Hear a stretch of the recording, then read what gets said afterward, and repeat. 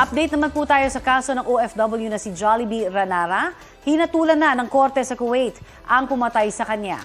Sabi po ng Department of Foreign Affairs, 15 taong pagkakakulong ang parusa sa menor de edad na akusado para sa kasong murder. Mas mababa ang sentensya dahil nga menor de edad pa siya. 17 anyos po ang akusado. May dagdag pang 1 taong pagkakakulong dahil nagmaneho siya ng walang lisensya. Meron siyang 30 araw para iapila ang desisyon.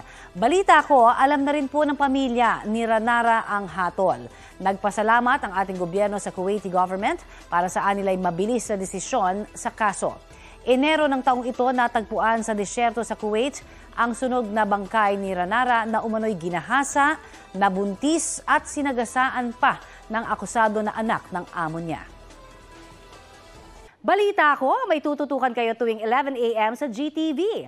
Alamin ang mahalagang balita at impormasyong dapat ninyong malaman sa Balita Ko tuwing Lunes hanggang Biyernes. Mag-subscribe din po sa GMA Integrated News sa YouTube. Sa mga kapuso naman abroad, maaari po kaming masubaybayan sa GMA Pinoy TV at www.gmanews.tv.